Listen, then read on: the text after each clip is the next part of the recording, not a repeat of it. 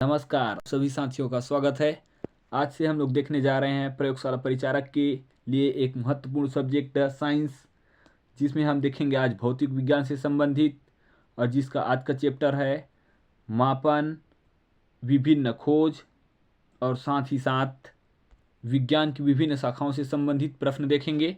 तो इसको 2 से 3 भागों में बांट के पढ़ेंगे। एक बार में ज़्यादा से ज़्यादा प्रश्न 50 प्रश्न देखेंगे। तो आइए बिना देरी की वीडियो को शुरू करते हैं।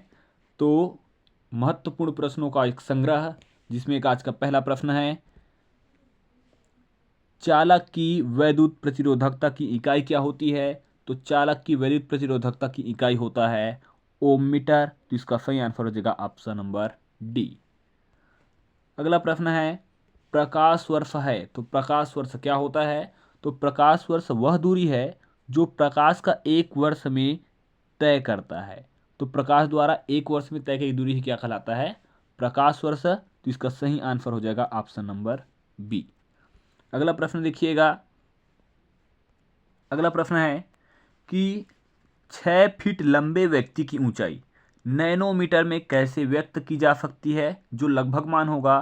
तो इसका सही आंसर हो जाएगा ऑप्शन नंबर सी, 183 गुणा 10 का 7 घात नैनोमीटर में व्यक्त कर सकते हैं। तो इसका सही आंसर हो जाएगा ऑप्शन नंबर सी। अगला प्रश्न देखिएगा, तेल का एक बैरल निम्न में से लगभग कितना होता है? तो एक बैरल बराबर होता है यहाँ पर 159 लीटर। तो इसका सही आंसर हो जाएगा ऑप्शन नंबर बी। अगला प्रश्न देखिएगा, 1 माइक्रान के बराबर होता है। तो 1 माइक्रान के बराबर होता है 1/1000 मिलीलीटर मीटर। तो इसका सही आंसर हो जाएगा ऑप्शन नंबर सी। अगला प्रश्न देखिएगा, पास्कल का इकाई क्या है? तो पास्कल का इकाई होता है दाब की इकाई होता है पास्कल। तो इसका सही आंसर हो जाएगा option number B. Option number B. अगला प्रश्न देखिएगा, पारफेक किसका मात्रक है?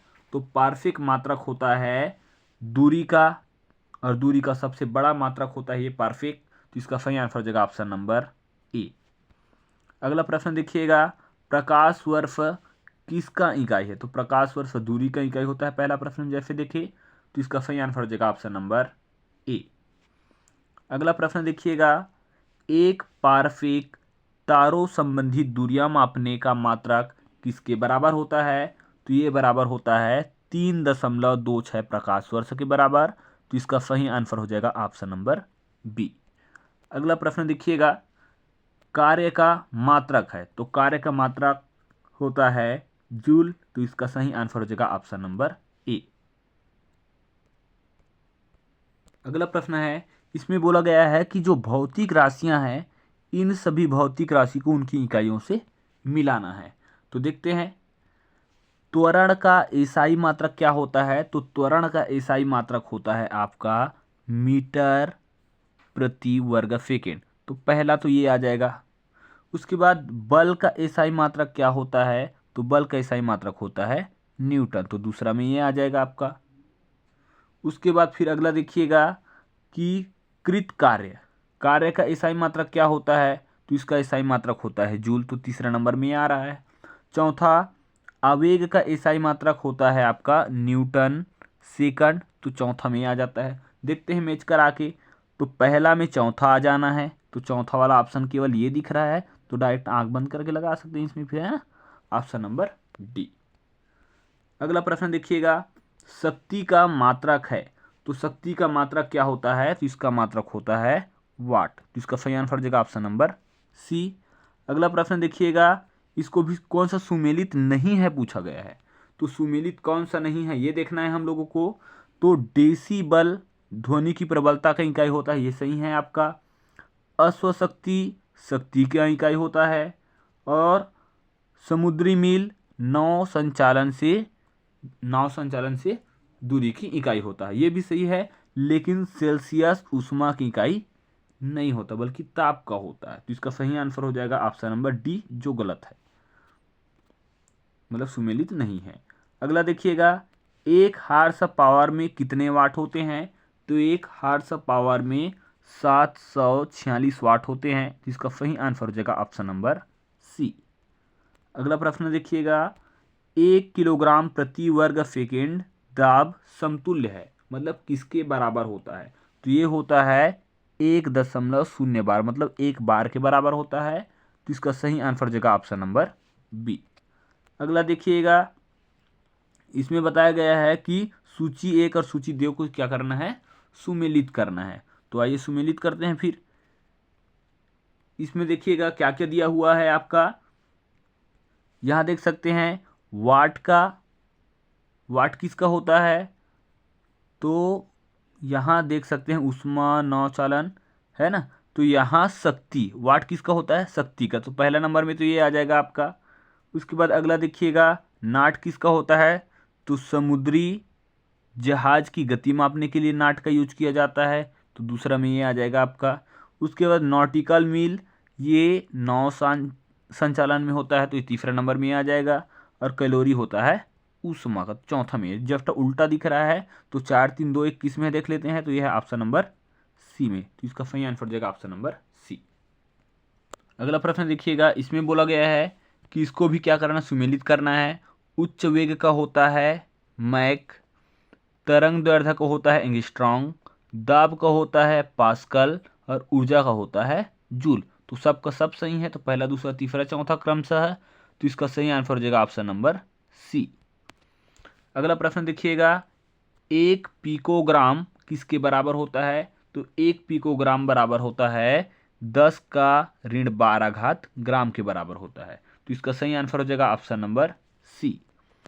अगला प्रश्न देखिएगा कि 1 किलोग्राम की दूरी का तात्पर्य क्या होता है? तो 1 किलोमीटर की दूरी का तात्पर्य होता है, 1 किलोमीटर की दूरी के बराबर होता है 1000 मीटर। तो इसका सही आंसर हो जाएगा ऑप्शन नंबर सी। अगला प्रश्न देखिएगा, बल का मात्रक है। तो बल का मात्रक क्या होता है? तो इसका मात्रक होता है न्यूटन। तो इसका सही आंसर हो जाएगा ऑप्शन नंबर सी। अगला प्रश्न देखिएगा, लंबाई की न्यूनतम इकाई है। तो लंबाई की न्यूनतम इकाई क्या होता है? मतलब सबसे कम इकाई बोला गया है, सबसे छोटा इकाई। तो इसका होता है आपका फर्मी। तो इसका सही आंसर हो जाएगा ऑप्शन नंबर डी। अगला प्रश्न देखिएगा, विल्हेम रॉन्टजन ने किसका आविष्कार किया था? तो इन्होंने आविष्कार किया था एक्सरे मशीन का। तो इसका सही आंसर हो जाएगा ऑप्शन नंबर बी। अगला प्रश्न देखिएगा, डाप्सन इकाई का प्रयोग किसके लिए किया जाता है? तो डाप्सन इकाई का प्रयोग किया जाता है ओजोन परत की मोटाई मापने के लिए। तो इसका सही आंसर हो जाएगा ऑप्शन नंबर सी। अगला प्रश्न देखिएगा, इसको भी सुमेलित करना है कि कौन सा क्रम आपका सही है। तो ये देख लेते हैं। इसमें पहला मिलेगा आपको रेडियन। तो रेडियन का आविष्कार करने वाला कौन था? तो रेडियम का आविष्कार करने वाला था मैडम क्यूरी। तो पहला ये आ जाएगा। पेनिसिलिन का आविष्कार करने वाला था एलेक्जेंडर फ्लेमिंग। तो दूसरा में ये आ जाएगा आपका। उसके बाद एक्सरे का आविष्कार करने वाला था आपका WK रॉन्टजन। तो तीसरा में ये। और चेचक का आविष्कार करने वाला, चेचक के टीके का आविष्कार करने वाला एडवर्ड जेनर। तो चौथा ये आ जाएगा। तो यहाँ चेक कर सकते हैं 2 1 4 3, 2 1 4 3। तो इसका सही आंसर हो जाएगा ऑप्शन नंबर ए। अगला प्रश्न देखिएगा, पैरोमीटर निम्नांकित के नापने के लिए प्रयोग में लाया जाता है। अर्थात क्या मापने के लिए प्रयोग में लाया जाता है? तो ये उच्च तापमान को मापने के लिए उपयोग में लाया जाता है। तो इसका सही आंसर हो जाएगा ऑप्शन नंबर सी। अगला प्रश्न है, पारिस्थितिक दबाव की इकाई क्या है? तो पारिस्थितिक दबाव की इकाई होता है बार। तो इसका सही आंसर हो जाएगा ऑप्शन नंबर ए।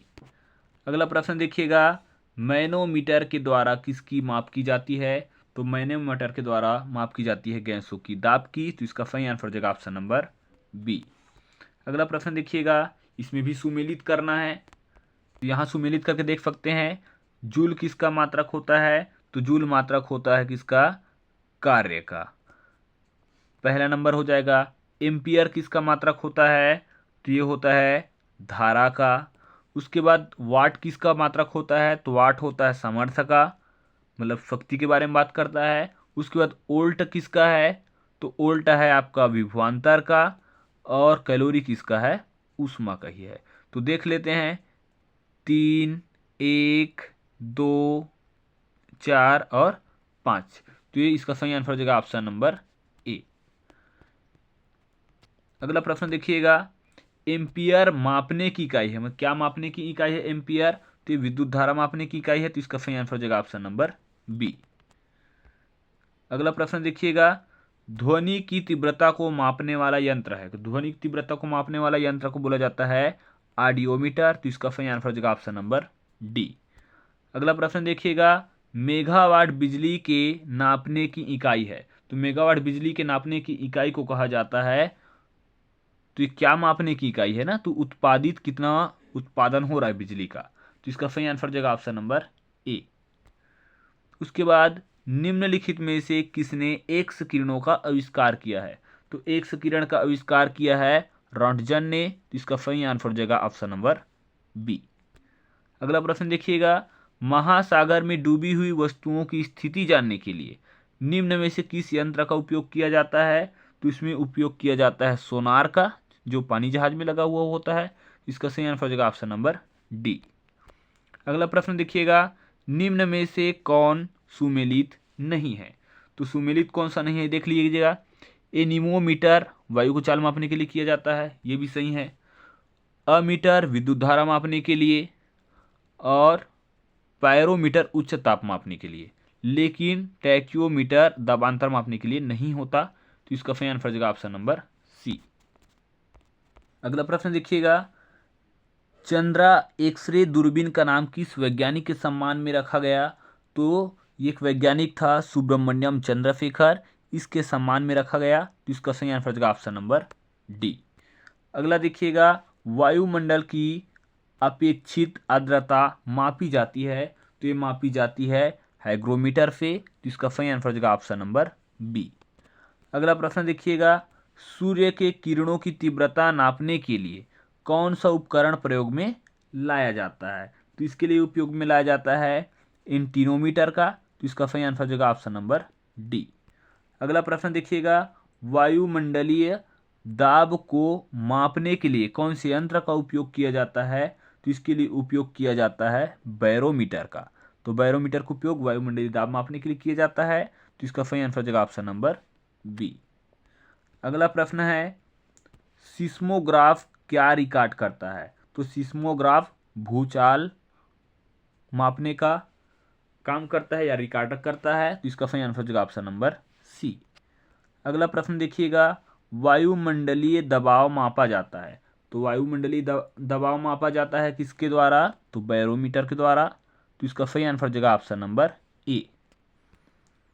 अगला, दूध का अपेक्षित घनत्व ज्ञात किया जाता है, तो दूध का अपेक्षित घनत्व ज्ञात किया जाता है लैक्टोमीटर से, तो इसका सही आंसर हो जाएगा ऑप्शन नंबर सी। अगला प्रश्न देखिएगा कि यहाँ सुमेलित करने के लिए बोला गया है, तो यहाँ देख सकते हैं। अगला प्रश्न देखिएगा, स्टेथोस्कोप इसका उपयोग किया जाता है हृदय की ध्वनि सुनने के लिए, हृदय की ध्वनि सुनने के लिए किया जाता है, जबकि स्फिग्नोमैनोमीटर का उपयोग किया जाता है रक्तचाप मापने के लिए किया जाता है, जबकि यहाँ आप देखिएगा कैरेटोमीटर का उपयोग किया जाता है सोने की शुद्धता पता लगाने के लिए, जबकि लक्समीटर का उपयोग किया जाता है प्रकाश की तीव्रता मापने के लिए। तो इसके अनुरूप कौन सा आंसर आ रहा है ये देख लेते हैं। इसके अनुसार इसका सही आंसर हो जाएगा ऑप्शन नंबर सी।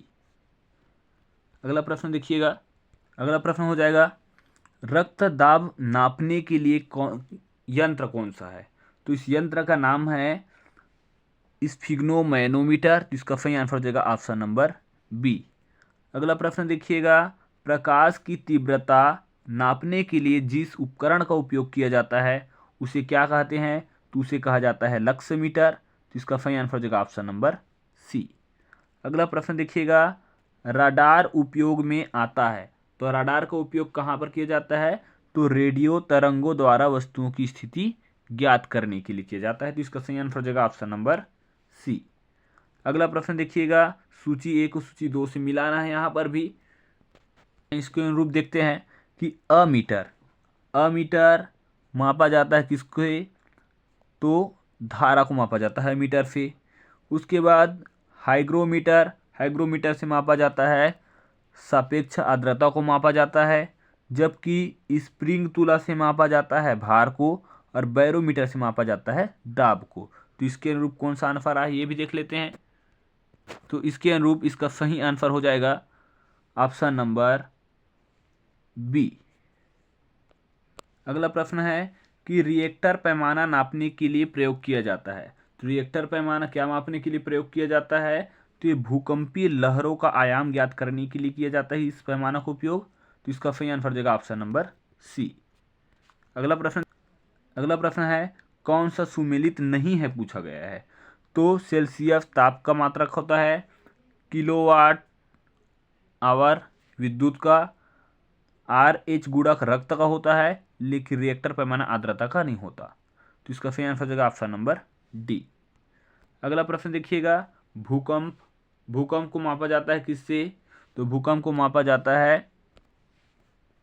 का माप होता है सिस्मोग्राफ, ऊंचाई का माप होता है अल्टीमीटर, विद्युत धारा का माप होता है अमीटर और प्रतिरोध का होता है ओम। तो इसका सही आंसर हो जाएगा ऑप्शन नंबर ए। आज का अंतिम प्रश्न हो जाएगा, वस्तु की मात्रा बदलने पर अपरिवर्तित रहता है तो उसका घनत्व अपरिवर्तित रहता है। तो इसका सही आंसर हो जाएगा ऑप्शन नंबर डी। उम्मीद है आप लोगों को वीडियो पसंद आया होगा और इसी प्रकार की लगातार वीडियो मिलता रहे इसके लिए आप चैनल को सब्सक्राइब, लाइक और शेयर जरूर करिएगा। वीडियो पूरा देखने के लिए आप सभी का धन्यवाद।